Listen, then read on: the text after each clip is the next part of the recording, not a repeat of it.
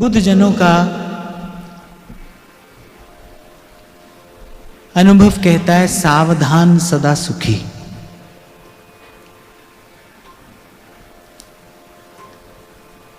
जो सदा सुखी रहना चाहता हो उसे सदा सावधान रहना चाहिए।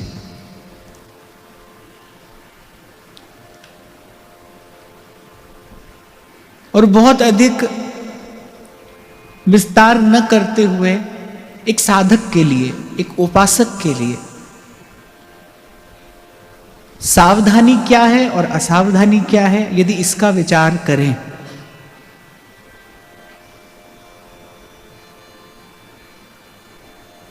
तो किसी भी प्रकार से, किसी भी अभ्यास से भगवत स्मरण बना रहे, यही सावधानी है। विपद विस्मरणम विष्णोः संपन्न नारायण स्मृति ही। कह हनुमंत विपत्ति प्रभु सोई, जब तब सुमिरन भजन न होई। प्रभु का स्मरण बना रहे, जीवन में सत्संग सेवा बनी रहे, यही सावधानी है, यही संपत्ति है और यही सुख है।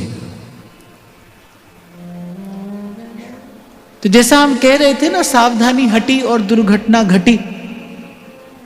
आप कभी ये ना सोचना कि भूल छोटी होगी, भूल थोड़ी होगी तो परिणाम भी कोई छोटा सा, कोई थोड़ा सा आएगा ना, ऐसा नहीं होता। इसी बात को चेताने के लिए श्री आचार्य चरण कह रहे हैं, यम द्वारे कटियत नक छीके। माने थोड़ी सी भूल का बहुत बड़ा दंड मिलता है। छोटी सी भूल, छोटी सी त्रुटि, थोड़ी सी असावधानी बहुत बड़ी हानि करा सकती है।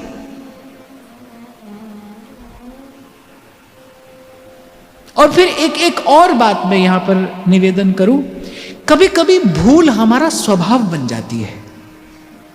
यदि आपने समय रहते भूल का सुधार नहीं किया, कभी कभी देखता हूं मैं ऐसा कि कोई व्यक्ति अपनी गलती को, अपनी त्रुटि को, अपनी भूल को बहुत महत्व नहीं देता है।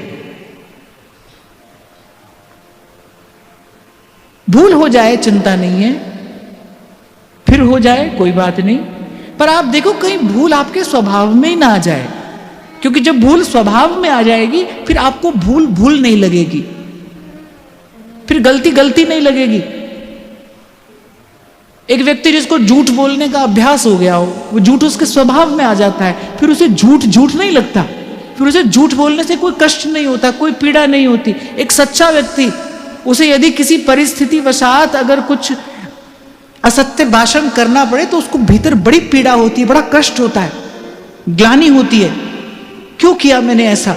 लेकिन जब वही बात आपके स्वभाव में आ जाती फिर आपको कोई परेशानी नहीं होती।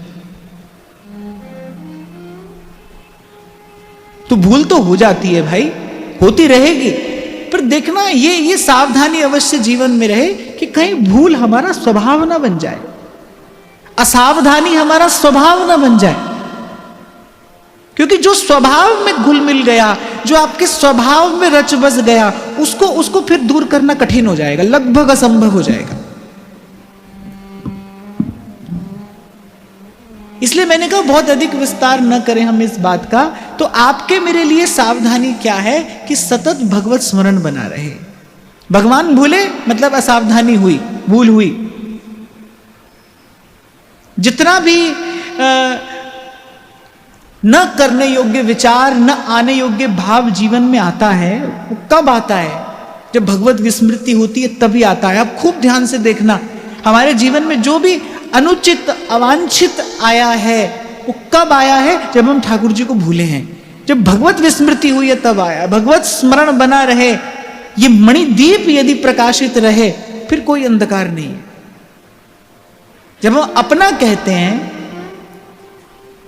इस बात का विचार करो, जब हम अपना कहते हैं सबसे पहले क्या हमारी दृष्टि में, हमारे भाव में आता है? अपना शरीर। और फिर इस शरीर से जुड़ा जो है वही हमारा अपना है।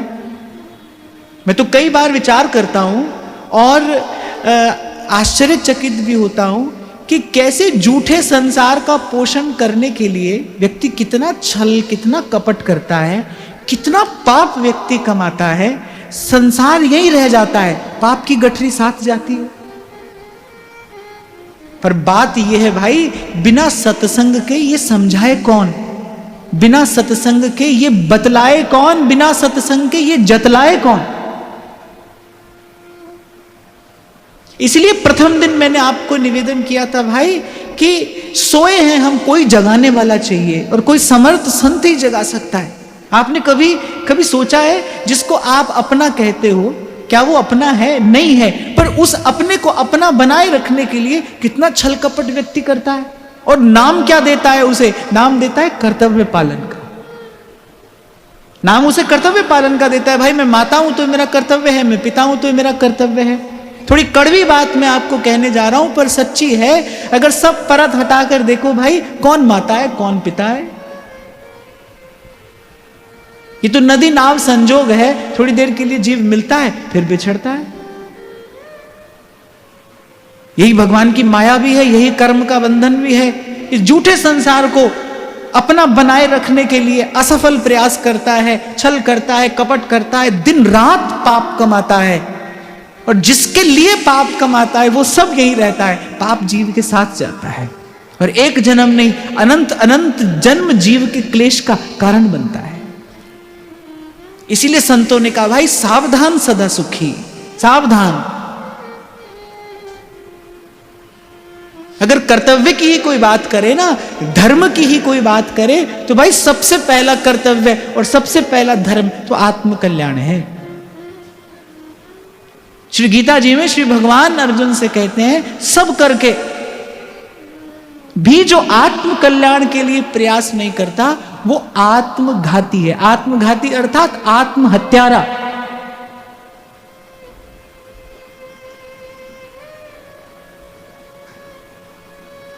और ये सरल नहीं होगा, आपको बार बार मैं कह रहा हूं, कठिन होगा। और कठिन वस्तु को, कठिन स्थिति को साधने के लिए हमें बार बार अभ्यास करना पड़ता है। इसीलिए गीता में भगवान ने 2 शब्द कहे, अभ्यासेन तु कौन्तेय वैराग्येण च गृह्यते।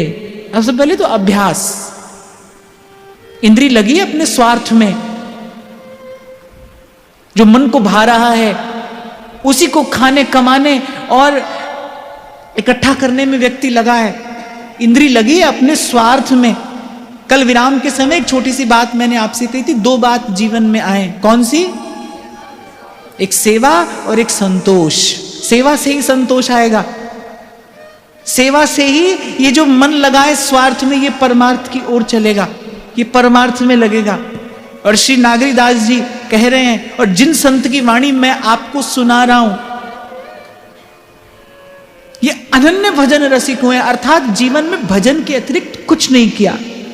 भजन का वो दुर्गम मार्ग इन्होंने अपनी आंखों से देखा है, पग पग पर उस भजन पथ की दुरूहता का अनुभव किया है। इसलिए इनकी बात बड़े काम की है भाई, आपके मेरे लिए तो बहुत काम की है। तो कह रहे इंद्री अपगुण त्याग के जो भजन माही ठहराई, फिर जहां तहां सुख बिलसत फिरे। ध्रुवदास जी भी कहते हैं कि दुख को मूल सकामता, सुख को मूल निष्काम। बहुत बड़े बड़े शब्द नहीं है भाई, बड़ी सीधी सी बात है, स्थूल बुद्धि से समझ में आने वाली बात है। ये दुख रूपी फल, इसका बीज क्या है? स्वार्थ इस दुख रूपी फल का बीज है। स्वार्थ का बीज पड़ा, आप उसे जामा कोई भी पहना दो, कोई भी वस्त्र आप उसे ओढ़ा दो, पर यदि बीज स्वार्थ का पड़ा है, फल दुख का ही आएगा, दुख का ही फल आएगा। दुख को मूल सकामता। और फिर अपनी ओर देखो, जीवन की ओर देखो, तो भाई स्वार्थ ही स्वार्थ तो है। जो कर रहे हैं अपने लिए कर रहे हैं, अपने लिए, घर के लिए, परिवार के लिए, अपने संसार के लिए। सुख आए कहां से जीवन में? इसलिए भाई तन से सेवा करिए,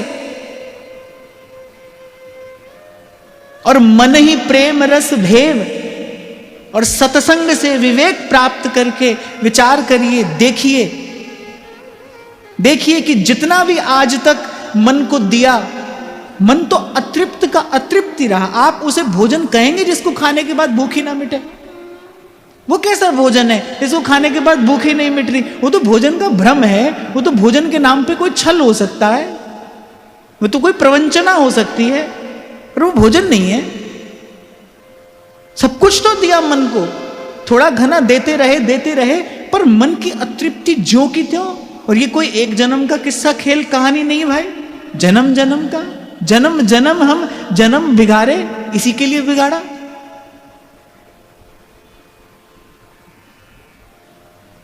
तो दो विधियां संत बताते हैं, तन मन साधे ही फिरे। पहले तन साधिए फिर मन साधिए। तन को कैसे साधना है? सेवा से। मन को कैसे साधना है? सत्संग से। सेवा से तन सधेगा, सत्संग से मन सधेगा। और फिर दोहरा कर कल की बात मैं आज के भाव में प्रवेश करूं कि बार बार असफल होंगे भाई हम, इसलिए मैं आपको पहले ही बता रहा हूं, घबराना नहीं। फिर भूल होती जाएगी, फिर गिरना फिर उठना, फिर गिरना फिर उठना, पर चलते रहना, चलते रहना। सहजो भाई बड़ी प्यारी बात कहती हैं, मारो झिड़को तो नहीं जाओ, सरक सरक तुम ही पे आओ, सरक सरक तुम ही पे आओ। कभी भीतर कुछ प्रतिकूल हो जाएगा, कभी बाहर कुछ प्रतिकूल हो जाएगा, कभी तन साथ नहीं देगा, कभी मन साथ नहीं देगा। क्या करोगे? विषय और जाने नहीं देवो, ढूर ढूर जाओ गह गह लेवो। कितना सच्चा हृदय होता है संत का। संसार के बीच में आकर कह रही है सहजो बाई, ढूर ढूर जाऊं पर गह गह लेवो। विषय और जाने नहीं देवो, ढूर ढूर जाओ गह गह लेओ, ढूर ढूर जाओ गह गह लेओ। हम बालक तुम माए हमारी, पल पल माए करो रखवारी।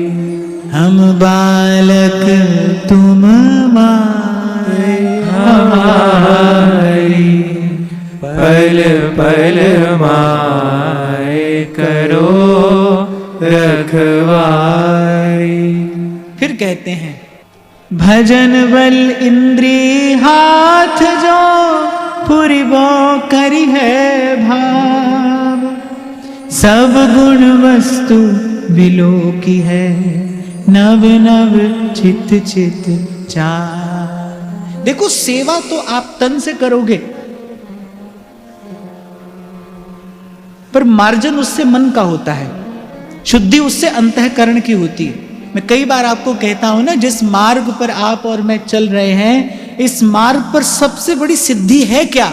मन साफ हो जाए, सरल हो जाए, स्वच्छ हो जाए, अंतःकरण शुद्ध हो जाए, यही सबसे बड़ी सिद्धि है। यही तो आपको और मुझे साधना है।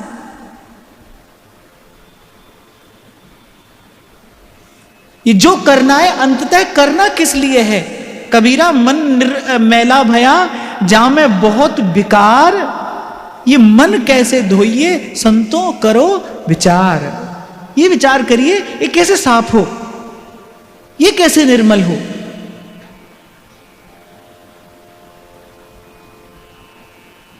तो सेवा आप तन से करोगे, लेकिन उसका परिणाम क्या होगा? आपका अंतःकरण शुद्ध होता चला जाएगा। आपको देखो एक छोटा सा उदाहरण दूं।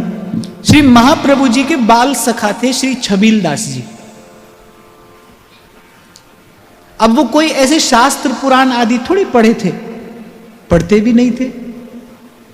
बड़ा सीधा सादा सा मन, और बड़ा सरल सा जीवन। हाँ, एक बात अवश्य अद्भुत थी कि श्री महाप्रभु जी के प्रति उनका बड़ा निर्मल अनुराग था, बड़ी निश्चल प्रीति उनकी श्री महाप्रभु जी के प्रति थी। और मैं आपको कहता ही हूं कि भाई गुरु वही जो पात्र की योग्यता और अधिकार देखकर और उसके अनुकूल उसको मार्ग दे। श्री महाप्रभु जी ने देखा कि भाई ये तो बड़ा सीधा साधा निर्मल भोला मन है, इसको बहुत उलझन में डालने की आवश्यकता नहीं है। तो श्री महाप्रभु जी ने कहा कि बस तुमको श्री राधा नवरंगी लाल जी की पान बीड़ी की सेवा नित्य करनी है। वो उनका कार्य था, तंबोली ही थे, पान लगाया करते थे। बोले यही तुम्हारा काम है, बस अपने अपने गुण को प्रभु के चरणों में लगा दो, यही सेवा है। तो नित्य प्रति श्री राधा नवरंगी लाल जी के लिए पान की बीड़ी लगाया करो। अब श्री महाप्रभु जी की आज्ञा अनुसार बस वो नित्य यही एक सेवा नवरंगी लाल जी की करते रहे। जब श्री महाप्रभु जी वृंदावन आए तो कुछ महाप्रभु जी के सखा पार्षद सेवक तो महाप्रभु जी के संग आए, पर छबीलदास जी नहीं आए। अपने अपने ग्रस्त के कारण नहीं आ पाए होंगे, पर लेकिन जब श्री महाप्रभु जी यहां आ गए तो महाप्रभु जी के बिना उनका तो जीवन धारण करना कठिन हो गया। वो तो बड़े व्याकुल रहने लगे, महाप्रभु जी के विरह में कातर हो उठते बार बार। तो जब नहीं रहा गया तो सब छोड़कर वृंदावन चले आए। आप देखिए वृंदावन आते ही श्री महाप्रभु जी की कृपा से उनको श्यामा शाम का दर्शन हुआ, नित्य वृंदावन का साक्षात दर्शन उनको श्री सेवा कुंज में हुआ, और तत्काल वृंदावन आते ही उस नित्य धाम की प्राप्ति हो गई। क्या करते थे? बस सरल मन से एक सेवा करते थे। वो सेवा करते करते क्या हुआ, अंतःकरण बिल्कुल शुद्ध हो गया, स्वच्छ हो गया, पवित्र हो गया, मन का दर्पण साफ हो गया। जैसे ही यहां पर आए वस्तु झिलमिलाने लगी। हमको अगर नहीं दिख रहा है कुछ तो उसका कारण क्या है कि मन के दर्पण पे धूल जमी है ना भाई, उसको साफ करना पड़ेगा। वस्तु तो है प्रगट जगत में जगमगे वृंदा विपिन अनूप। अच्छा, वस्तु रखी भी नहीं है छुपा कर दुरा कर, वस्तु तो जगमगा रही है। अब जगमगाती वस्तु भी किसी को न दिखाई पड़े तो कहीं ना कहीं उसकी दृष्टि में दोष है। तुलसीदास जी कह रहे हैं प्रगट जगत में जगमगे वृंदा विपिन अनूप, नैन अछत दीसत नहीं ये माया को, क्योंकि मन के दर्पण पे धूल जमी है। तभी कबीर ने कहा ये मन कैसे धोइए संतों करो विचार। तो यहां श्री नागरीदास जी कहते हैं कि भजन बल इंद्री हाथ, जो सेवा करते करते जब जीवन में संयम आ जाएगा, सेवा करते करते जब साधन में परिपक्वता हो जाएगी। और एक बात और आपको बताऊं भाई, भजन के बल से सेवा होती है और सेवा की कृपा से भजन होता है। ये दोनों बातें बिल्कुल साथ साथ रहती हैं। आप नाम जप करो, नाम जप की कृपा से श्री जी की सेवा होगी, और श्री जी की सेवा से नाम जप में आपका अनुराग और गाढ़ा होता चला जाएगा। हमारे आचार्यों ने बड़ी सुंदर एक व्यवस्था बनाई है, एक बड़ा सुंदर भजन का सिद्धांत दिया है। सेवा भी, सत्संग भी और सुमिरन भी। माने इस त्रिवेणी में हमको रोज स्नान करना है, नित्य गोता लगाना है, नित्य अवगाहन करना है। सत्संग, सेवा और सुमिरन की त्रिवेणी में थोड़ा सत्संग भी हो, थोड़ी सेवा भी हो और थोड़ा सुमिरन भी हो। यही हमारे महाप्रभु जी का सिद्धांत है, भजन सिद्धांत। मन जो विचार पर्यो रहे चित्त रमीले रूप, देह लगे ढिंग भजन के रसिकन गैल अनूप। आगे नागरीदास जी कहेंगे ये बात। मन जो विचार पर्यो रहे चित्त रमीले रूप, और देह लगे ढिंग भजन के रसिकन गैल अनूप। थोड़ा सा सुमिरन भी होता रहे, थोड़ी सेवा भी होती रहे, पर सत्संग तो होता ही रहे, सतत सत्संग होता ही रहे। सत्संग से नहीं हटना है। तो कह रहे भजन बल इंद्री हाथ, जो एक बार भजन की कृपा से जब जीवन में संयम सधा, फिर कह रहे फुरी वो करी है भाव। बोले भाव की स्फुरना तो इंद्रियों के सद जाने के बाद होती है। इसीलिए मैं बार बार आपको कहता हूं भाई, भाव कोई साधारण वस्तु नहीं है। ऐसे किसी भी अपनी चेष्टा को आप भाव का नाम नहीं दे सकते। सब कुछ करने के बाद जो मिलता है ना, वो भाव है। साधन की सिद्धि भाव है। भाव कोई ऐसे हल्की फुल्की सी वस्तु नहीं है, भाव कोई ऐसी साधारण सस्ती सी वस्तु नहीं है। भाव के नाम पर मनमाना आचरण करते जाना, ऐसा व्यक्ति कहीं नहीं पहुंचता है भाई। भजन बल इंद्री हाथ जो, पहले भजन के बल से जीवन में संयम आए। और एक और बात भाई, आंख के सामने तो भला भी आएगा बुरा भी आएगा, रोकना तो आंख को है। आने वाले दृश्य को आप नहीं रोक सकते। इसीलिए कल मैं आपको कह रहा था संसार तो ऐसा ही है भाई, ऐसा ही रहेगा। इसमें होने वाले किसी परिवर्तन को आप नहीं रोक सकते। आपको रोकना है तो अपने मन को रोकना है। आप कभी भी दृश्य को परिवर्तित करने की चेष्टा ना करना। आप ये ना सोचना कि भाई मैं बदल दूंगा संसार को, ना। मैं कल भी आपको कह रहा था, ऐसा सोचने वाला मूर्ख है। यहां तो श्री राम श्री कृष्ण भी आते हैं तो भी संसार अपनी गति से चलता रहता है। अरे हमारे महाप्रभु जी दोनों हाथ जोड़कर कह रहे हैं, भूता काल गति क्रमेण वलिना हे दैव तुभ्यम नमः। काल की गति को नमस्कार है। सबने किया है, सबने किया है। काल की प्रभुता को सबने माना है और मान लेने में ही हित है। यहां तो भाई भला भी आएगा बुरा भी आएगा, आपको रोकना है स्वयं को। आप ये ना सोचो कि आप किसी ऐसे स्थान में चले जाओगे जहां पर कुछ बुरा दिखाई नहीं पड़ेगा। दिखाई पड़ेगा भाई, खूब दिखाई पड़ेगा। आपको संयम साधना है। मिलेगा कोई आपको भी निंदा करने वाला, आपको रोकना होगा उसे कि नहीं भाई हम इसमें सम्मिलित नहीं होंगे। कोई सुनाने लगेगा आपको यहां वहां की बात, आपको रोकना होगा कि नहीं भाई ये हमारा कार्य नहीं है। तो ये विषय तो अपना कार्य करेंगे, अंत तक करेंगे। पर कह रहे भजन बल इंद्री हाथ जो, जैसे जैसे भजन में अनुराग गाढ़ा होता चला जाएगा, या फिर मैं कहूं जैसे जैसे सुमिरन का रस मिलेगा, आप देखो आपके आत्मबल की भी वृद्धि होगी। मैं जानता हूं आप लोगों में कुछ जन ऐसे भी अवश्य बैठे होंगे तो ये जानते होंगे कि भाई ये स्थिति ठीक नहीं है, पर अभी भीतर इतना आत्मबल नहीं है, इतनी शक्ति नहीं है कि उस स्थिति का, उस परिस्थिति का विरोध कर सकें, अपने लिए कोई अलग मार्ग बना सकें। कभी कभी ऐसा भी होता है जीवन में, किसी ऐसे व्यक्ति का संग मिल जाता है जो ठीक नहीं कर रहा है। हम भी जानते हैं कि भाई ये ठीक नहीं है, ये अनुचित है, पर क्या करें, उसका विरोध करने की शक्ति नहीं है, साहस नहीं है, सामर्थ्य नहीं है। उस परिस्थिति से एक और जाके अपने लिए अपना नया मार्ग बनाने का बल नहीं है। इसके लिए आत्मबल की आवश्यकता है, और आत्मबल प्राप्त होता है भजन से। राज वैभव को ठोकर मारकर चल देती है मीरा, किस बल से? भजन के बल से। वो आत्मबल है। उसको न जन्म का लोभ है न मृत्यु का भय है। ये बल कहां से आया है? ये भजन से आया है। जब कोई कहता है हरि मरे तो हम मरे, हमरी मरे बला, साचे गुरु का बाल का मरे न मारा जाए, मरे न मारा जाए। ये कौन बोल रहा है? ये कबीर नहीं बोल रहा है भाई, ये कबीर का आत्मबल बोलता है, ये भजन का बल बोलता है। इसीलिए एक और संकेत यहां पर छिपा है, कह रहे और किसी बल से ये संयम नहीं आएगा, और किसी बल से ये इंद्रियां हाथ में नहीं आएंगी। भजन बल इंद्री हाथ जो। फिर फुरी हो करी है भाव, फिर भाव की स्फुरना होगी, फिर भाव की स्फुरना होगी।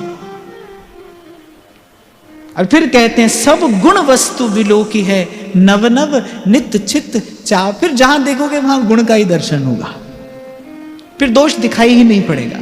जैसे सूर्य के सामने अंधकार आता ही नहीं, जैसे हमारे ठाकुर जी हैं, उनकी दृष्टि में किसी का दोष आता ही नहीं। आपको ऐसे लगे ना भगवान कर्म फल का शुभ या अशुभ परिणाम देते हैं, दंड देते हैं ठाकुर जी दंड नहीं देते भाई। उनकी दृष्टि में तो किसी का दोष आता ही नहीं। आपको दो छोटे छोटे उदाहरण मैं देता हूं। महर्षि भृगु गए वैकुंठ, वस्तुतः तो वो परीक्षा कर रहे थे कि भाई त्रिदेवों में सबसे बड़ा कौन है। अब ब्रह्मा जी के पास गए, ब्रह्मा जी ने फटकार दिया, शंकर जी ने तो एक हुंकार भरी। जब नारायण के पास पहुंचे तो नारायण के वक्षस्थल पर पाद प्रहार किया, और नारायण उठकर क्या कहते हैं कि हमारा वक्षस्थल बड़ा कठोर है, आपका चरण कोमल है, आपको पीड़ा तो नहीं हुई, आपको कष्ट तो नहीं हुआ। तो नारायण ने तो कुछ नहीं कहा, पर माता लक्ष्मी ने जो कहना था वो कह दिया, नहीं तुमने अपराध किया है, तुमको दंड मिलना चाहिए। ऐसे ही चित्रकेतु भगवान से वरदान पा लिया, और ऐसे ही बस किसी दिन किस अभिमान में, जाने किस अभिमान में, और सबके आराध्य त्रिलोकीनाथ भगवान शंकर को भरी सभा में जाने क्या क्या कहने लगा। महादेव हंस रहे हैं, मुस्कुरा रहे हैं, महादेव जानते हैं भाई ये भगवान का भक्त है। तो महादेव ने तो कुछ नहीं कहा, लेकिन जो जगदम्बा साथ में बैठी उन्होंने तत्काल श्राप दिया, बोले मूढ़ है, नराधम, असुर होने योग्य है, जा अभी आसुर योनि को प्राप्त हो जा। तो ठाकुर जी दंड नहीं देते भाई, पर जो उनकी सेवा में प्रकृति है ना, जो तत्पर है, जो उनकी सदा सेविका है, सदा संगिनी है, वो दंड देती है, वो निग्रह का कार्य करती। सूर्य की दृष्टि में अंधकार नहीं आता, ठाकुर जी की दृष्टि में किसी का दोष नहीं आता। ऐसे प्रसंग आया तो मैंने आपको ये कह दिया, प्रभु नहीं देखते किसी का दोष, वो तो कहते हैं सब मम प्रिय सब मम उपजाए, वो तो कह रहे सब पर मोहि बराबर दाया। श्रीमद् भागवत कहते कम्वा दयालुम शरणम ब्रजे में, उनके जैसा दयालु और कौन है, उनके जैसा कृपालु और कौन है। कह रहे अरे जीव उनके अतिरिक्त किसके शरण में जाएगा, उनके जैसा दयालु कौन है। वो तो अकारण करुणा वरुणालय हैं। हाँ, जो पर प्रकृति है, जो उनकी सेवा में तत्पर है, वो अनुग्रह भी करती है, वो जीव का निग्रह भी करती है, वो दंड भी देती है। तो खैर मैं तो ये कह रहा था कि भजन की कृपा से फिर ऐसा भाव प्राप्त होता है जब सर्वत्र यत्र तत्र सर्वत्र केवल गुण दर्शन ही होता है। और मैं तो एक और बात भी अनुभव करता हूं भाई, दोष देख के व्यक्ति अपने मन के लिए क्लेश ही पालता है। दोष दिखता है तो अपना मन क्लेश पाता है। आप ये ना सोचो कि दोष दर्शन से किसी की हानि होती है, अपनी हानि है, अपना ही मन मैला होता है, अपना ही मन कष्ट पाता है, अपने ही मन के लिए क्लेश है। पर वो जो सदा सुख सदा आनंद की स्थिति है, पहला ही शब्द बोल दिया भजन बल, आत्मबल, आत्मशक्ति, संयम, साधन, जो कुछ है ये भजन की कृपा से है। इसीलिए मैं आपको उस दिन कह रहा था, हाँ ठीक है भगवान साधन से नहीं मिलते, पर मैंने आपसे कहा था साधन से प्रभु से मिलने की इच्छा तो प्राप्त होती है। और मैं तो कहता हूं साधन को साधन कहिए ही नहीं, साधन बड़ा भारी शब्द है, कोई करता है तो वो करे, साधन को साधन कहिए ही नहीं। साधन नहीं है भाई, ये तो श्री जी की कृपा है, जो हम कर रहे हैं ये श्री जी की कृपा है, ये साधन नहीं है। फिर आगे कहते हैं काछे मन की इंद्रिय सिकल न बाके घाट, भजन समाधि होए के लग्यो रहे जो डांट। जब श्री नागरीदास जी महाराज की वाणी का चिंतन होता है तो मुझे ऐसा लगता है भाई हम लोग धन्य हैं, हम ऐसे महापुरुषों की परंपरा में दीक्षित हुए हैं, हमें शिक्षित होने का सौभाग्य मिल रहा है, जिन्होंने वस्तुतः श्वास श्वास से भजन करके दिखाया है, श्वास श्वास से भजन किया। देखो भाई, भजन के मार्ग पर जो चला है वही भजन के मार्ग की अनुकूलता और प्रतिकूलता आपको बता सकता है। जिसको भजन पथ का अनुभव है वही आपको बताएगा भाई कहां कहां मार्ग संकरा आएगा, कहां कहां टेढ़ा मेढ़ा रास्ता होगा, कहां कहां मार्ग में प्रतिकूलता आएगी, कौन सी स्थिति अनुकूल होगी, ये तो भजन के पथ पर चलने वाला बता सकता है ना। इसलिए पग पग की खबर नागरीदास जी दे रहे हैं, कैसे चलोगे और कहां पहुंचोगे। तो कहते काचे मन की इंद्रियां सिकले ना बांके घाट। कहते तो हैं आप और मैं, खूब गाते हैं, चढ़ के मैन तुरंग पे और निकसे पावक माही, प्रेम पंथ ऐसो कठिन सब कोई निभत नाही। सब जानते हैं भाई, खरोई कठिन है, भजन ढिंग ढरिबो, प्रेम निभाना बड़ा कठिन है, प्रेम का निर्वाह अत्यंत कठिन है। पर यहां कह रहे हैं कि ये जो मन है, चित्त है, ये विकारों से भरा ये शरीर है, बोले कैसे उस बाके देश में जाए भाई, कैसे इसे वहां पहुंचाया जाए। कह रहे मन कच्चा हुआ तो फिसलेगा, और फिसलेगा तो चोट लगेगी। इसलिए कह रहे काचे मन की इंद्रिय सिकले ना बांके घाट। इसीलिए आपको कई बार निवेदन करता हूं, भाई शीघ्रता मत करना, ऐसे दौड़ना नहीं। आज ही दीक्षा हुई, अब आज ही सब संसार छूट जाए, आज ही पिंड छूट जाए संसार से, ऐसा नहीं होगा भाई। एक नवयुवक मेरे पास में आया, शायद 1-2 साल पहले की घटना हो गई, 20-22 साल की उसकी अवस्था हो गई। तो आकर मुझसे कहता है कि मैं क्या करूं, मेरे मन में काम क्रोध के विचार बहुत आते हैं। तो मैंने कहा तुम शंकर भगवान हो, क्या समझते हो, क्या हो जो नहीं आना चाहिए। अरे हमारे मन में काम क्रोध लोभ मोह अहंकार के अतिरिक्त और है क्या, इन्हीं विचारों के पुंज का नाम ही तो मन है। और मैं तो कहता हूं भाई कोई बहुत ऊंची आशा मत लगाइए, थोड़ा थोड़ा भजन होता रहे, थोड़ी थोड़ी सेवा होती रहे, थोड़ा थोड़ा साधन हमसे बनता रहे, ये श्री जी की बड़ी कृपा है। और बार बार आपसे कहूंगा भाई, अपनी ओर देखोगे तो चिंतित हो जाओगे, संसार की ओर देखोगे तो भय लगेगा। इसीलिए संत और भगवंत की ओर देखकर थोड़ा थोड़ा चलिए। जो जो अवसर, जो साधन आपके हाथ में है उसे करते चलिए और लगाइए। आप निभाने वाले वो हैं। और इस पूरी प्रक्रिया में सबसे अधिक महत्वपूर्ण अगर कुछ है तो वो है ईमानदारी, कि भजन के लिए भजन करना है भाई, और कुछ नहीं। उसकी आड़ में, उसकी ओट में हमारी कोई और अभिलाषा नहीं है। सबसे पहली बात भक्ति मार्ग के आचार्य कहते हैं अन्याभिलाषिता शून्यम, कोई और अभिलाषा नहीं है भाई। जो कर रहे हैं अब जो कर रहे हैं वो केवल प्रभु की प्रसन्नता के लिए कर रहे हैं। अब जो कर रहे हैं वो ठाकुर जी के निकट जाने के लिए कर रहे हैं। और कल परसों में आपको कह रहा था ना भाई, मान लो ठाकुर जी कहेंगे भाई हम तो 1000 जन्म में मिलेंगे, अब क्या करेंगे हम। हाँ ठीक है भाई, आप 1000 में मिलो, 2000 में मिलो, 5000 में मिलो, पर प्रयास तो हमको आपके लिए करना है। क्यों? क्योंकि अब मैं नाचो थक्यो गोपाल, क्योंकि संसार को देख लिया, संसार को देख लिया। राधा वल्लभ लाल बिन कहूं न पायो सुख, डारन डारन में फिरो और पातन पातन दुख। अब संसार की ओर नहीं जाएंगे,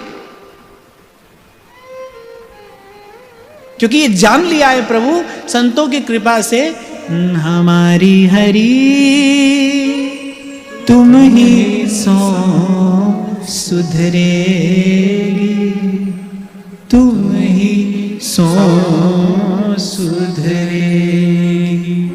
बहुत जन्म हम जन्म बिगारे, बहुत जन्म हम जन्म बिगारे, अब हूँ बिगर परेगी हमारी हरि तुम ही सो सुधरेगी, तुम ही सो सुधरेगी। ये जो लोग छुट्टी मनाने जाते हैं ना, घूमने फिरने पहाड़ों पे, अब कोई हड़बड़ तो है नहीं कहीं पहुंचने की, बड़े आराम से चलते हैं वो। थोड़ी दूर जाएंगे, फिर रुकेंगे, फिर चाय पिएंगे, फिर कॉफी पिएंगे, फिर 2-4 फोटो खींचेंगे, फिर आगे चलेंगे, फिर आगे चलेंगे, ऐसे छुट्टी पर जा रहे हैं भाई। कोई नौकरी पर तो जाने ही रहे हैं, छुट्टी पर है, मैं आराम से जाएंगे, आनंद से जाएंगे। ऐसी भाई कोई हड़बड़ नहीं है, कोई दौड़ भाग नहीं करनी है, प्रेम से जाएंगे, आनंद से जाएंगे। श्री जी का नाम लेते लेते कुंवरी किशोरी नाम सो उपजो दृढ़ विश्वास, करुणा निधि मृदु चित्त अति, ताते बढ़ी जिए आस। हाँ, पर एक बात मैं अवश्य आपसे कह दूं, मैं आपसे बेपरवाह होने के लिए कह रहा हूं, लापरवाह होने के लिए नहीं कह रहा। ये जो मैं आपसे कह रहा हूं ना, दौड़ नहीं लगाना, दौड़ भाग नहीं करना, वो तो मैं इसलिए कह रहा हूं क्योंकि निपट सिलसिली गैल, पैर नहीं फिसल जाए कहीं, कहीं लाभ के फेर में आप अपनी हानि ना करा बैठे। पर जो सबसे पहली बात मैंने कही वो तो है सदा सावधान सदा सुखी। जो सदा सावधान है वो सदा सुखी है।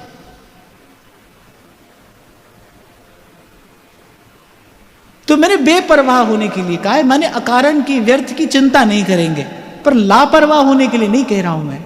सावधान तो रहना है और सदा रहना है, सतत रहना।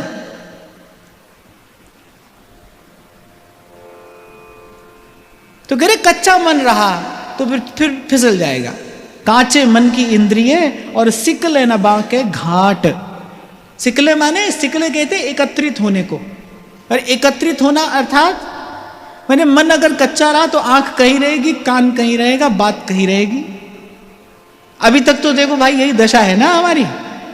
कर तो रहे हैं ठाकुर जी का दर्शन, मंदिर में श्री जी के सामने खड़े हैं, और मन जाने क्या क्या उधम कर रहा है, हाथ में माला चल रही है।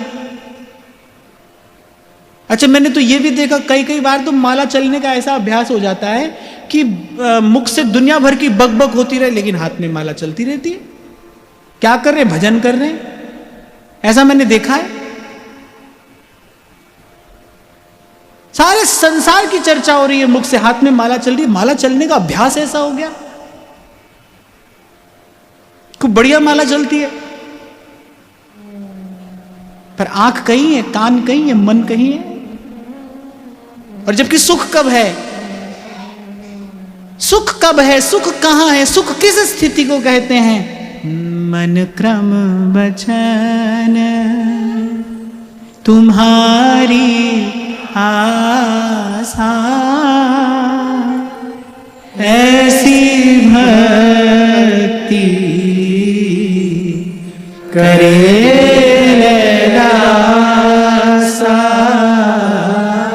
मन क्रम वचन तुम्हारी आशा। जब काया मन और वचन एक साथ हो तो सुख है। इसलिए रैदास जी महाराज तो बार बार प्रभु से यही कहते हैं, ऐसी भक्ति करे रैदास। हे प्रभु, भक्ति करूं पर कैसी? जब मनसा वाचा कर्मणा एक हो जाऊं। यहां सोई नागरीदास जी कह रहे, बोले काचे मन की इंद्रियें सिकले न बांके घाट।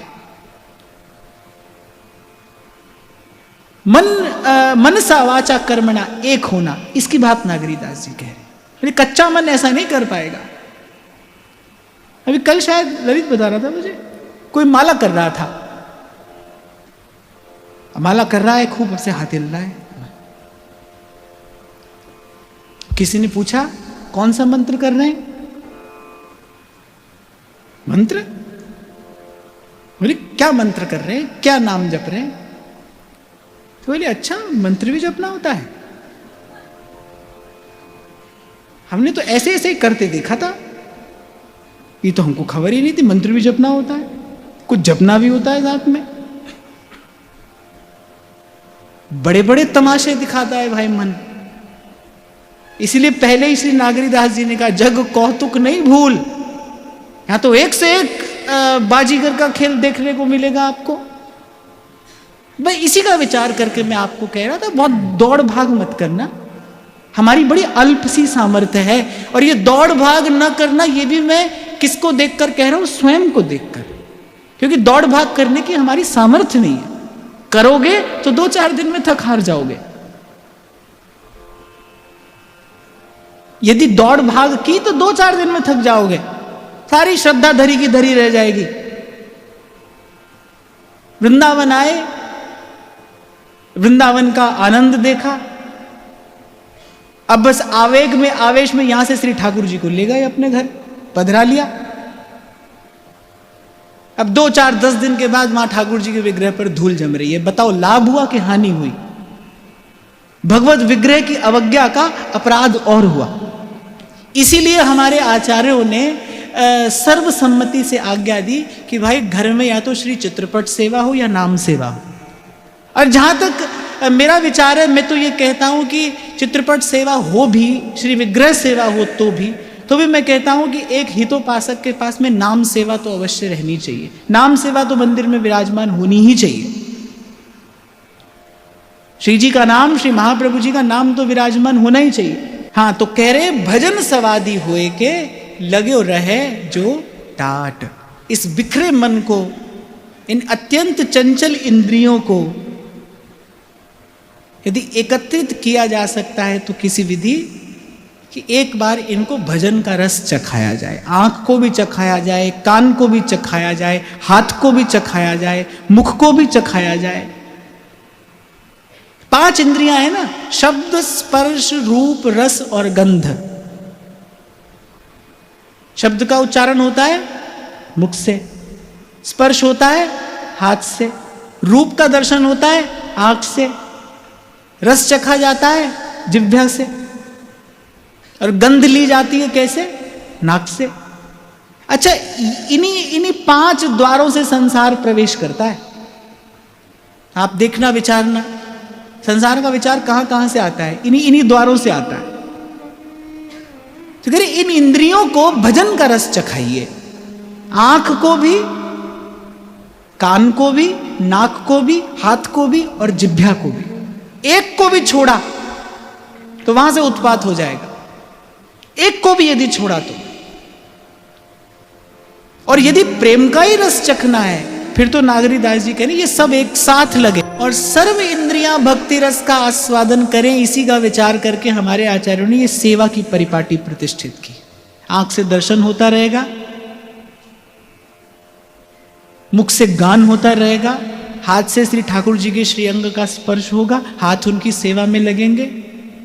जिह्वा पर हम जब रखेंगे उनका प्रसाद ही रखेंगे, जिह्वा जो चखेगी वो प्रसाद ही होगा। तो सर्व इंद्रियां सेवा में लगें, सर्व इंद्रियां भक्ति रस का आस्वादन करें। इसी का विचार करके हमारे आचार्यों ने ये अद्भुत सेवा की रीति प्रतिष्ठित की। ये विलक्षण है भाई। भक्ति के तो अनेक अनेक साधन हैं, पर ये जो हमारे आचार्यों ने सेवा की सुंदर सरस रीति जो आपको मुझे प्रदान की है, ये सहज भी है, सरल भी है और सरस भी है। मुझे ऐसा लगता है कि भगवत सेवा में पहुंचने के बाद ही जीव का वास्तविक सौंदर्य प्रकट होता है, जीवात्मा का वास्तविक सौंदर्य प्रकट होता है। और ये बात मैं आपको अपने जीवन के दृढ़ अनुभव से कह रहा हूं। ये पक्का अनुभव है। प्रभु की सेवा में पहुंचते ही जीवात्मा का वास्तविक सौंदर्य प्रकट होता है। सोना मैनू सोना करसी, सोना मेरा ठाकर।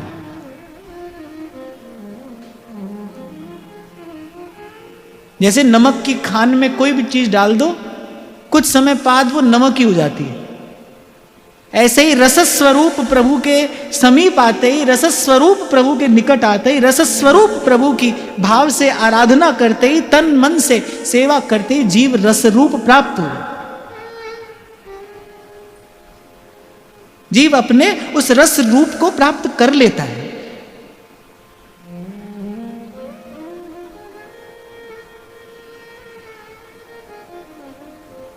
फिर कह रहे हैं, ठौर ही जब मन लागी है और ही चित्त, जहां तहां भज नहीं देखी है, फिर है तित ही तित।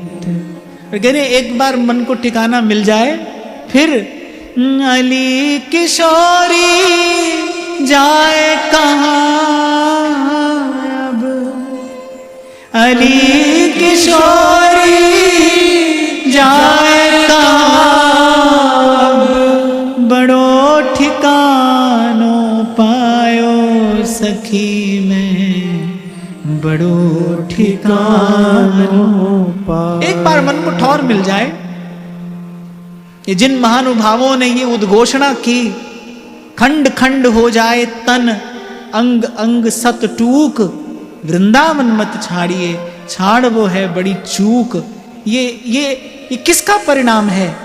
ये शब्द कहां से प्रकट हो रहे हैं? मन को ठिकाना मिल गया, मन को विश्राम मिल गया, मन को जो चाहिए था वो मिल गया। मन जिसके लिए जन्म जन्म से व्याकुल था, मन ने वो पा लिया। मन मस्त मगन, मन मस्त मगन, मन मस्त मगन, अब क्या बोले। सूरत कलारी भई मतवारी, सूरत कलारी भई मतवारी, मदवा पी गई बिन तोले। मन मस्त मगन, मन मस्त मगन, मन मस्त मगन, अब क्या बोले। हीरा पाया गांठ गठियाया, हीरा पाया गांठ गठियाया, बार बार वाको क्यों खोले। मन मस्त मगन, मन मस्त मगन, मन मस्त मगन, अब क्या बोले। आप देखो व्यास जी को ऐसी आशंका हुई कि आज श्री महाप्रभु जी हमें वृंदावन से ओरछा जाने की आज्ञा देने वाले हैं। व्यास जी अवतारी महापुरुष हैं, वो कोई और नहीं। जैसे श्री स्वामी हरिदास जी महाराज श्री ललिता जी हैं, ऐसे श्री हरिराम व्यास जी श्री विशाखा जी हैं। कौन सा ऐसा संसार का सुख ऐश्वर्य है जो व्यास जी के हस्तगत ना हो? आप और मैं वस्तुतः संसार छोड़कर थोड़ी आए हैं। आप और मैं तो क्लेश छोड़कर आते हैं। किस बात का मान है भाई हमने संसार छोड़ दिया? संसार थोड़ी छोड़ा, दुख छोड़ा है, क्लेश छोड़ा है। बड़ी अच्छी बात है, छूट गया। संसार तो व्यास जी छोड़कर आए। क्या अद्भुत प्रतिभा, क्या वैभव। संसार का ऐसा कौन सा ऐश्वर्य है जो व्यास जी के पास नहीं है? बल, बुद्धि, विद्या, तेज, यश, प्रतिष्ठा, अरे कंचन कामिनी सब तो था। जो चाहे वो चुन ले।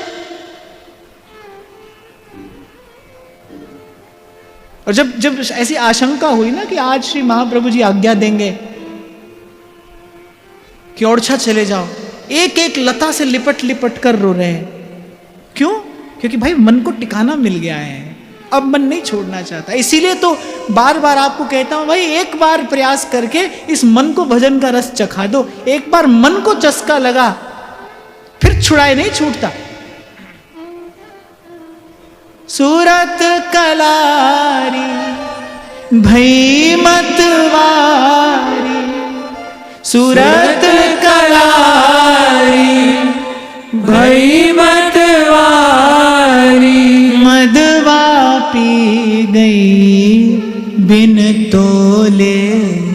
मन मस्त मगन, मन मस्त मगन, मन मस्त मगन, अब क्या बोले। फिर तो भाई राणा जी रूठे तो वारो देश रखासी, हरी रूठा कठ जासे हरी भाई। नाच गाकर कहती हैं मीराबाई सा कि बरजी मैं काऊ की नहीं रहूं। मैं किसी के रोके रुकने वाली नहीं हूं, मैं किसी के रोके नहीं रुकूंगी। बाला मैं तो बैरागण होंगी। माई मैं तो गिरिधर के घर जाऊं, माई मैं तो गिरिधर के घर जाऊं। गिरिधर मारो साचो प्रीतम, देखत रूप लुभाऊं।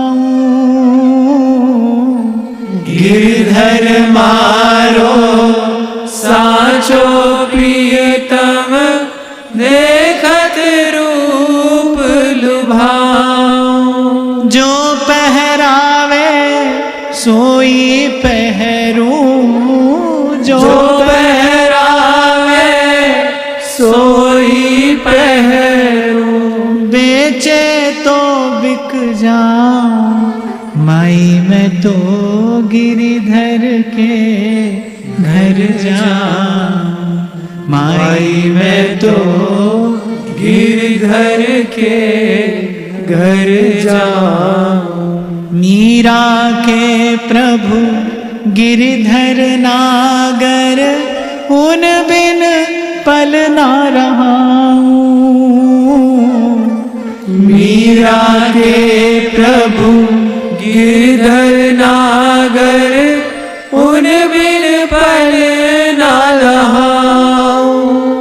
मेरी उनकी प्रीत पुरानी, मेरी उनकी प्रीत पुरानी, बार बार बलि जाऊं। माई मैं तो गिरिधर के घर जाऊं। माई मैं तो गिरधर के घर जाऊं। तो संतों ने तो ऐसा खूब कहा,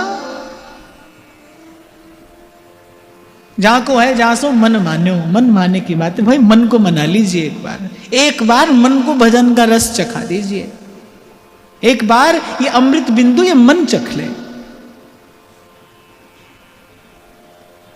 इसीलिए कल परसों मैं आपको कह रहा था भाई, मन को कोसना नहीं, मन से लड़ना झगड़ना भी नहीं, मन को खींचना नहीं, मन को धीरे धीरे साधना, क्योंकि मन ही मिलावे राम से।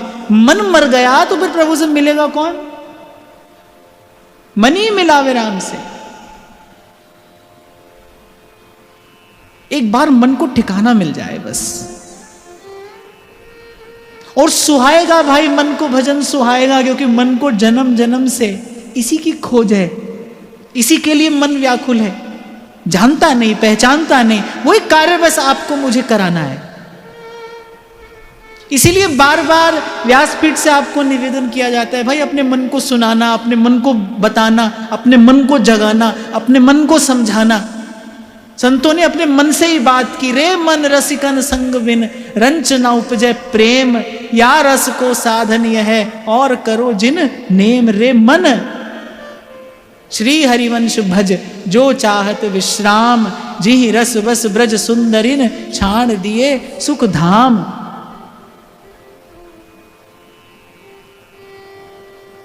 अच्छा एक बात बताओ, ये इन दिनों थोड़ी आपको हैवी डोज तो नहीं लग रही है? महाराज जी मुझे कहते हैं इनका भी थोड़ा ध्यान रखा करो आप। मैं कल बच्चों से भी पूछ रहा था, क्योंकि भाई नागरीदास जी की वाणी बिल्कुल ठोस भजन का सिद्धांत है ना। यहां तो भजन के अतिरिक्त कोई दूसरी बात ही नहीं है। आद्योपांत केवल भजन की बात श्री नागरीदास जी करते हैं। तो ऐसे भारी भरकम तो नहीं लग रहा है ना? लग रहा है, थोड़ा थोड़ा लग रहा है।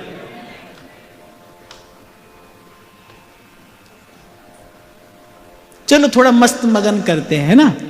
मन मस्त मगन, मन मस्त मगन, मन मस्त मगन, अब क्या बोले। मन मस्त मगन, मन मस्त मगन, मन मस्त मगन, अब क्या बोले।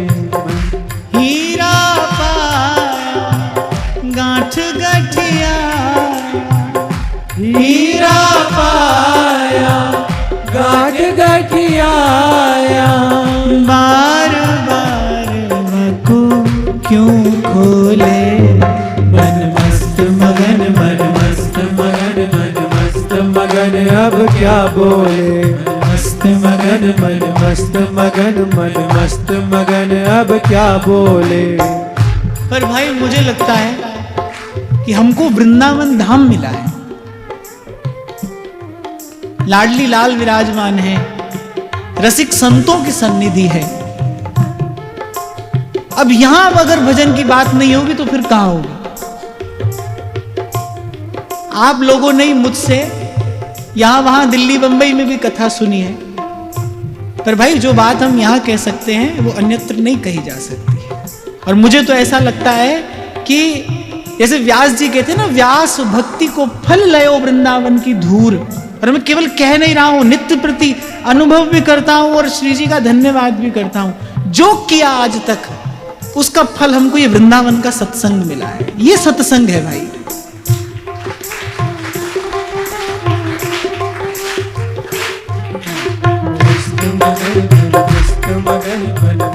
मगन अब क्या बोले।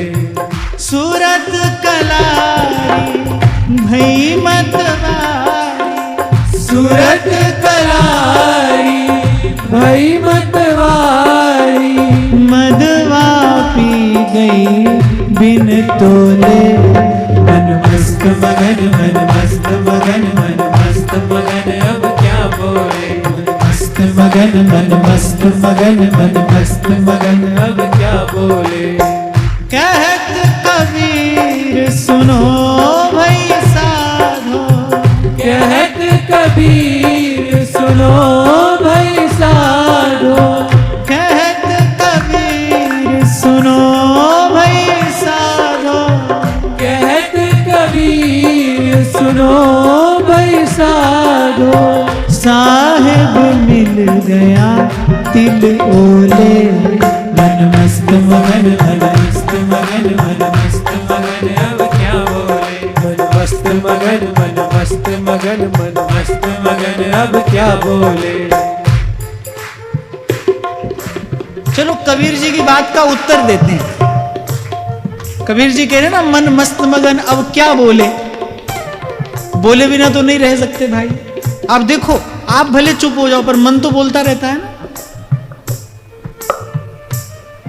कभी एक दिन 1 घंटा मौन होकर बैठो, देखो मन क्या क्या बोलता है। इसका अभ्यास करना।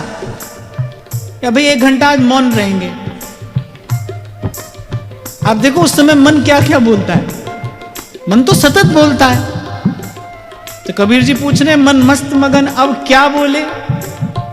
तो मस्त मगन होने के बाद भाई कोई कुछ भी बोले, हमको क्या बोलना है। गोविंद मेरो है, गोपाल मेरो है, गोविंद मेरो है, गोपाल मेरो है, गोविंद मेरो है, गोपाल मेरो है, गोविंद मेरो है, गोपाल मेरो है। श्री बांके बिहारी नंदलाल मेरो है, श्री बांके बिहारी नंदलाल मेरो है। श्री बांके बिहारी नंदलाल मेरो है, श्री बांके बिहारी नंदलाल मेरो है। गोविंद मेरो है, गोपाल मेरो है, गोविंद मेरो है, गोपाल मेरो है, गोविंद मेरो गोपाल, गोविंद मेरो गोपाल मेरो, गोविंद मेरो गोपाल, गोविंद मेरो गोपाल मेरो। श्री बांके बिहारी नंदलाल मेरो है, श्री बांके बिहारी नंदलाल मेरो है। श्री बांके बिहारी नंदलाल मेरो है, श्री बांके बिहारी नंदलाल मेरो है। गोविंद मेरो है, गोपाल मेरो है, गोपाल मेरो है, गोविंद मेरो है, गोपाल मेरो है, गोविंद मेरो है, गोपाल मेरो है, गोविंद मेरो है, गोपाल मेरो है, गोविंद मेरो है, गोपाल मेरो है, गोविंद मेरो है, गोपाल मेरो है, गोविंद मेरो है, गोपाल मेरो है। लेकिन एक बार मन टिकाने पहुंचा फिर और ही है चित्त। फिर आप भी कुछ और हो जाओगे, ये संसार भी कुछ और हो जाएगा। पर पहले आप बदलोगे फिर संसार बदलेगा। हम स्वयं को बदले बिना संसार बदलना चाहते हैं। हम स्वयं में परिवर्तन लाए बिना संसार बदलना चाहते हैं, स्थिति बदलना चाहते हैं।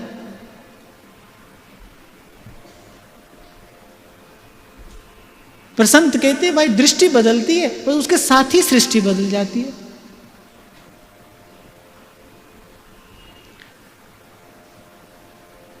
फिर जहां तहां भजन ही देखी है, फिर ही है तित ही तित। जैसे रैदास कहते हैं जहाँ जहाँ जाऊं तुम्हारी सेवा। सेवा शब्द का अर्थ बहुत व्यापक है भाई। बाहर का साधन हो बहुत अच्छी बात है, ना हो तो चिंता की बात नहीं है। सेवा में तो आप सतत रह सकते हैं। और मुझसे कोई पूछे तो मैं तो कहता हूं भाई, जो सतत निष्काम भाव से नाम जप कर रहा है, जो नाम के परायण हो गया है, वो सृष्टि की सबसे बड़ी सेवा कर रहा है। नाम जपत मंगल दिसि दसहूं। फिर वो सोए तो भी भजन है, जागे तो भी भजन है, वो घर में रहे तो भजन है, वन में रहे तो भजन है, फिर भजन ही भजन है। यही बात श्री नागरीदास जी कह रहे, फिर जहां तहां भजन ही देखी है। और फिर है तित ही तित, फिर जहां जाए, जहां जहां जाऊं तुम्हारी सेवा। थोड़ा सा यदि हम अभ्यास करें तो बड़ी अनुकूल ऋतु है भाई ये भजन करने की। और जुगनते कमल नयन कलिजुग बहुत कृपा। ये बड़ी अनुकूल ऋतु है भजन करने की। इस्कॉन के संस्थापक शील प्रभुपाद बात कहते थे, बोले this is the golden time, ये स्वर्णिम समय है भजन करने का। थोड़ा सा अभ्यास बड़ी सफलता दे सकता है। नाम जप का थोड़ा सा अभ्यास।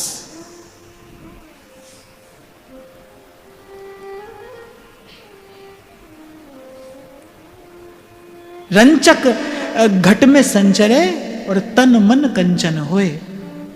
सब है रसायन हम किया, नाम समान न कोय। रंचक घट में संचरे और तन मन कंचन होए।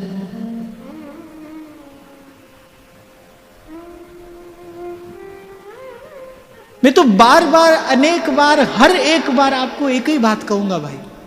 सब बातें कहते कहते पर आपको सतत यही कहता रहूंगा, नाम के परायण होइए, नाम के शरणागत होइए। सांस ग्रास में नाम जपिए, नाम रटिए, नाम ध्याइए।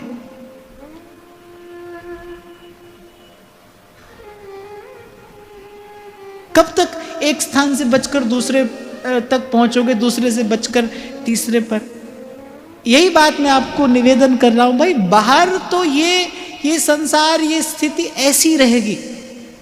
कहीं कुछ अनुकूलता होगी, कहीं कुछ अनुकूलता होगी, कहीं कोई बात आपके मन के अनुकूल नहीं होगी, कहीं कोई बात मन के अनुकूल नहीं होगी।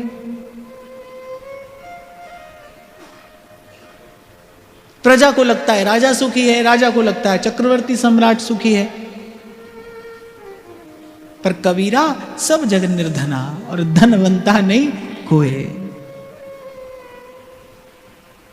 धनवान तो कोई तभी होता है जब आवे संतोष धन।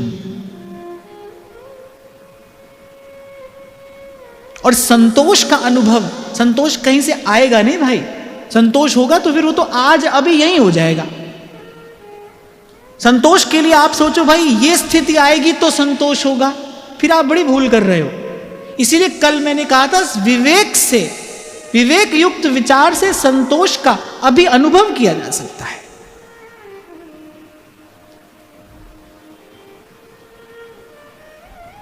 फिर कहते हैं, फिरत रहे मन में मतो छाड़ संताप और शोक। दृष्टि भजन में फिर परी तब और ही है गयो लोग। आहा, बड़ी सुंदर बात कह रहे हैं। बोले एक बार करके मन के साथ साथ मन का भी फिर जाए ना। कह रहे दृष्टि भजन में फिर परी तब और ही है गयो लोग। जैसे बाबा बुल्ले शाह कहते हैं, हुण मैनू कौन पिछाणे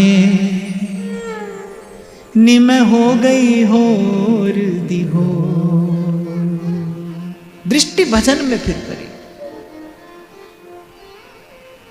आपको स्मरण हो तो पूर्व में मैंने आपसे कभी निवेदन किया था कि प्रभु के विधान में संतोष हुए बिना तो भजन का सुख कोई ले ही नहीं सकता। नहीं तो मन की शिकायत बनी रहेगी। सब कुछ अनुकूल होने वाला तो कभी है नहीं भाई। तन अनुकूल हो जाएगा तो मन प्रतिकूल हो जाएगा, मन भजन में लगेगा तो आप देखोगे तन रोगी हो गया, फिर तन का रोग सताने लगेगा। ये परिस्थितियां भाई कभी आपके मन भाई नहीं होंगी। बहुत समझने की बात है। संतोष यदि आपको मिलेगा तो आज अभी यही मिल जाएगा। संतोष के लिए आपको क्या करना है? संतोष प्राप्ति के लिए कुछ पुरुषार्थ नहीं करना है। संतोष की प्राप्ति के लिए तो आपको विचार करना है। विचार करिए कि भाई देखो, कितनी बार हम राजा हुए, कितनी बार प्रजा बने, कितनी बार मनुष्य हुए, कितनी बार पशु की योनि में गए, कितनी बार ये विषय भोगा, लेकिन तृप्ति नहीं मिली। अर्थात तृप्ति भोगने में नहीं, तृप्ति छोड़ने में है। संतोष में तृप्ति है। अपने मन को बार बार ये बताना होगा। अच्छा, मन कैसा होता है? मन क्या करता है? मन कह रहे एक बार और कर लेते हैं, एक बार और, बस एक बार और, बस एक बार और, बस इसके बाद बस बिल्कुल सीधे रास्ते चलेंगे। पर वो दिन, वो स्थिति कभी आती नहीं भाई। इसके बाद नहीं, इससे पहले, आज अभी यहीं। महापुरुष बहुत विचार कर सार की बात कहते हैं। श्री स्वामी रामसुखदास जी बार बार कहते थे सत्संग में, भाई जो भजन करेगा वो तो अभी करेगा, अभी, इसके बाद नहीं, उसके बाद नहीं, आज अभी यहीं। आप अभी तृप्त हो सकते हैं, आप अभी संतुष्ट हो सकते हैं, आप अभी धनी हो सकते हैं ये संतोष का धन पाके। एक बार विचार करिए, जो मन चाहता है वो पता नहीं कितनी बार हमको मिला, कितनी बार हमने पाया, कितनी बार खोया, कितनी बार कमाया, कितनी बार गंवाया, पर मन की स्थिति में तो कोई परिवर्तन नहीं आया। मन की भूख जो कि त्यों, तृष्णा को नहीं अंत।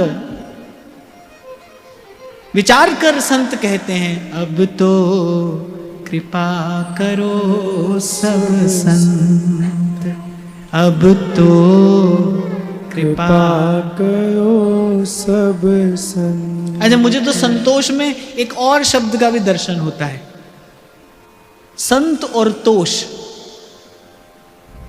तोष माने संतुष्ट, या तो विवेक युक्त विचार से संतोष प्राप्त होता है, या फिर संत कृपा करके के प्रसाद दे दे, या फिर किसी संत की शीतल दृष्टि आप पर पड़ जाए, या फिर किसी सच्चे संत का आशीर्वाद मिल जाए, क्योंकि सच्चे संत की शरण में बैठ मिले विश्राम। नरवाहन ने श्री महाप्रभु जी का दर्शन किया और दर्शन करते उसको तृप्ति हो गई, तन मन प्राण तृप्त हो गए श्री महाप्रभु जी का दर्शन करके।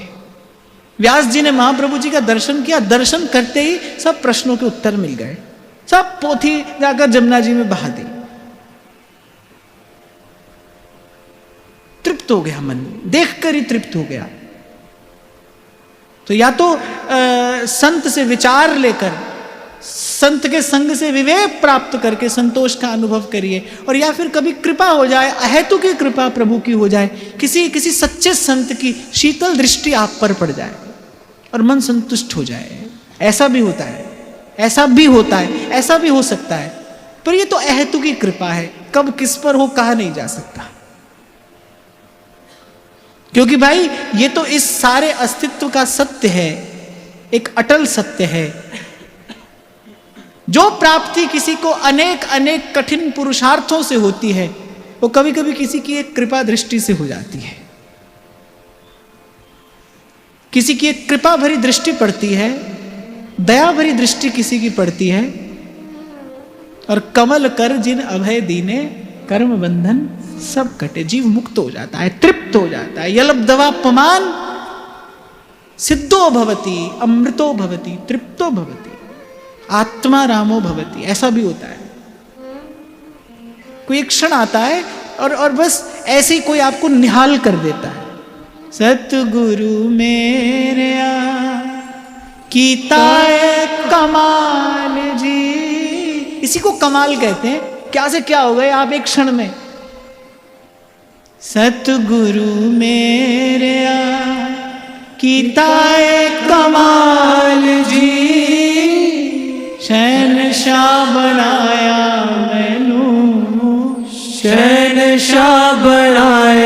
मैनू जुगादी कंगाल सी किवें लभे शाम मैनू पुछ दिया सारिया किवें लभे शाम मैनू पुछ दिया सारिया जदों तेरे नाम दिया जदों तेरे नाम दिया चढ़िया खुमारिया। और संत की दृष्टि, ऐसी कृपा भरी अनुग्रह भरी दृष्टि हम पर पड़े, इसके लिए एक कार्य तो हमें करना पड़ेगा ना भाई, कि किसी ना किसी प्रकार संत के आसपास बने रहें। निकट होंगे तो कभी कभी मौज में वो आएगा और कतरे को दरिया कर देगा। उस दिन शायद मैं आपको सुना रहा था ना कि बाबा फरीद कहते हैं, कुली राह विच पाई असा तेरे के आंदा जांदा तकदा रही। ऐसे ही आपके आने जाने के मार्ग में हम बैठ गए हैं, ऐसे कभी आते जाते आपकी नजर पड़ जाए,